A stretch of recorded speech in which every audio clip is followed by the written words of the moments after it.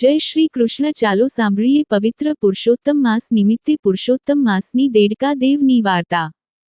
એક ગામમાં ડોશી રહે. દુનિયામાં એનું કોઈ નહીં. રેંટીઓ કાંતે ને પેટ ભરે. પુરુષોત્તમ માસ આવતા ડોશી વલોપાત કરે કે પ્રભુએ એકાદ દીકરો દીધો હોત તો વહુ લાવત. ઘર વહુને સોંપીને નિરાંતથી પ્રભુ ભક્તિ કરત. રાંધવા ચીંધવાની કડાકૂટમાં પુરુષોત્તમ પ્રભુને નિરાંત જીવે ભજાતા નથી. આવો વલોપાત કરતી ડોશી દાંતણ કાપવા ગઈ. દાંતણ કાપતા કાંટો વાગ્યો. હથેળીમાં થયો ફોડલો. પીડાથી રહેવાય નહીં. પાણી અડે ને ફોડલો મોટો થતો જાય. પીડા વધતી જાય. પુરુષોત્તમ વ્રત લીધેલું એટલે નદીએ નહાવા તો જવું જ પડે. એક દિવસ ફોડલો ફૂટ્યો અને એમાંથી નીળ્યો દેડકો. ડ્રાનું ડ્રાનું કરતો આખા ઘરમાં ફરવા લાગ્યો. ડોશીને તો મજા પડી ગઈ. સુખ દુઃખની વાત સાંભળનારું મળી ગયું. ડોશી તો દેડકાને રમાડે જમાડે અને જ્યાં જાય ત્યાં સાથે લઈ જાય. આખું ગામ એને દેડકાવાળી ડોશી કહીને દાંત કાઢે, પણ ડોશીને તો એ ભલોને એનો દેડકો ભલો. પુરુષોત્તમ માસ પૂર્ણ થયો પણ દેડકો તો રોજ ડ્રાઉં ડ્રાઉં કરતો નદીએ પહોંચી જાય.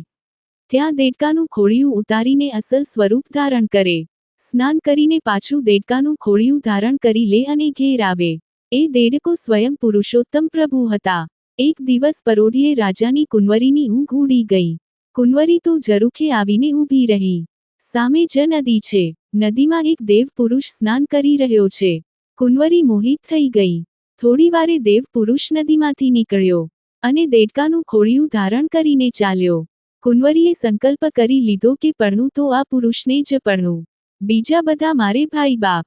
એવામાં કુંવરીના માંગા આવ્યા. કુંવરીએ કહ્યું કે વરીશ તો દેડકાને જ વરીશ. રાજા ક્રોધિત થયો.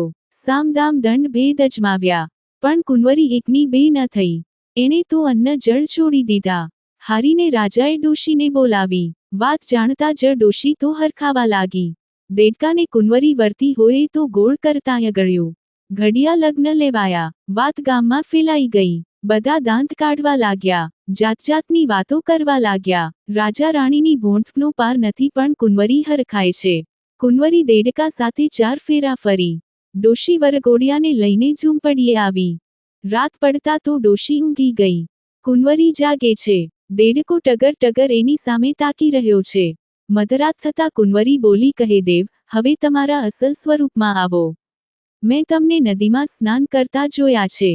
ત્યારે દેડકો બોલ્યો કે તારા પિતા મહાયજ્ઞ કરી સહસ્ત્ર ગાયોનું દાન કરે તો હું અસલ રૂપમાં આવું. કુંવરી તરત મહેલે ગઈ. પિતાને વાત કરી. રાજાએ બીજા જ દિવસે મહાયજ્ઞ કરી ગાયોના દાન દીધા. શ્રીફળ હોમાતા જ પ્રભુ અસલ રૂપમાં આવી ગયા. આકાશમાંથી પુષ્પવૃષ્ટિ થઈ. પ્રભુ કુંવરીને અને ડોશીને સદેહે વૈકુંઠમાં લઈ ગયા. હે પુરુષોત્તમ રાય, તમે જેવા ડોશીને અને કુંવરીને ફળ્યા એવા સૌને